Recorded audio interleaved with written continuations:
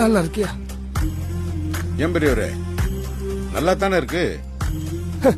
சிவனேச இட்லி எல்லாம் சாப்பிட்டது இல்ல நீயே?